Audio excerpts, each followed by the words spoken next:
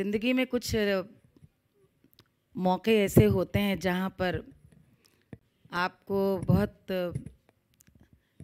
ये एहसास होता है कि ये ज़िंदगी आप पे बड़ी मेहरबान है जो आप ऐसे लम्हे का हिस्सा बन रहे हैं। ये आज की शाम कुछ ऐसी ही है।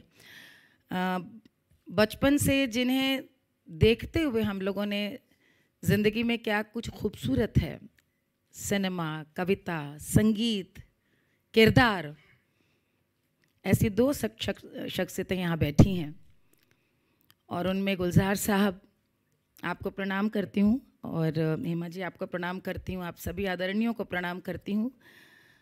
यतीन्द्र, वो मैं भाभी कहते हैं, वो हमारा देवर है, छोटा भाई है।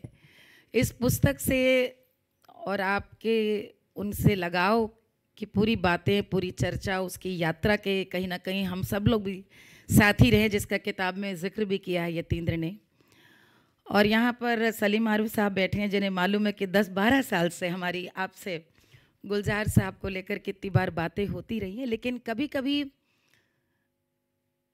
ऐसी हसरत दिल में पैदा होती है कि किसी को आप इतना चाहें, आप किसी की ऐसे परस्तिश करें कि बस आप उसे देखें, दूर से देखें, आप उन्हें पढ़ें, गुनें। मैंने कभी सोचा नहीं था कि इस तरह से इस पूरे शाम का हिस्सा बनने का मौका मिलेगा। और मैं जब मोहित की यतीन्द्र की किताब देख रही थी, इतनी खूबसूरत किताब है, इतने दिल से लिखी है। मेरे ख्याल में आप सभी लोग पढ़ेंगे तो कभी कभी एक इतनी जिंदगियां, एक इतने क्रिएटिव इंसान लोग इतनी जिंदगियां उसमें जी चुके होते हैं कि वे शायद खुद भी नहीं जानते कि वे किस किस दौर से गुजरे हैं। लेकिन ये मेहरबानी शायद गुलजार साहब के सभी आशिकों पर आपने किए, यतीन्द्र की उस किताब को पढ़ करके हम लोग दोबारा से उसे इश्क में ढल सकेंगे। मैं उस पीढ़ी की हूँ जब हमने परिचय, खुशबू, कोशिश, इन फिल्मों को देख करके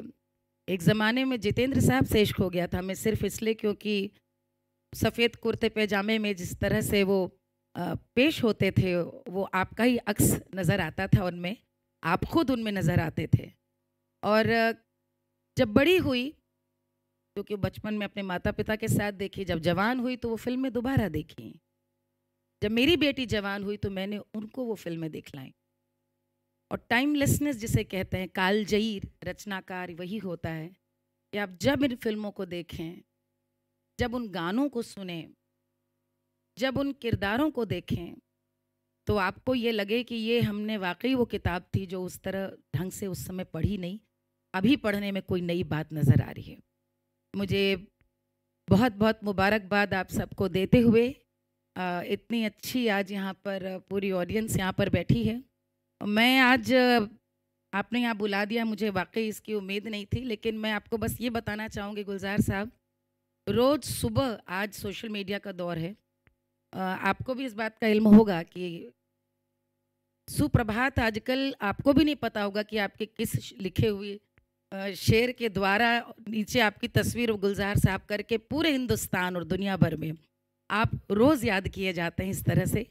क्योंकि मुझे लगता है आज जिस दौर में हम जी रहे हैं, वहाँ पे आप एक इतनी बड़ी उम्मीद हैं, जिसे कहते हैं ना क्लास। हम लोगों ने बहुत सारी बड़ी शख्सियतों को देखा, अपने सामने से गुजरते हुए देखा, लेकिन हम लोग इतने खुश नसीब हैं कि आप हमारे सामने हैं। एक बहुत बड़ी पीढ़ी, चाहे वो कलाकार हो, म्यूज़िक डायरेक्टर हो, लेखक हो, शायर हो, सिनेमा आर्टिस्ट हो, गायक हो, आपको देखते हैं, सीखते हैं और आपसे नित प्रेरणा पाते हैं, आपकी खुददारी से, आपकी मौलिकता से। और बस हमारे जैसे बहुत सारे लोग आपसे इश्क करते, आप शतायु हो, यही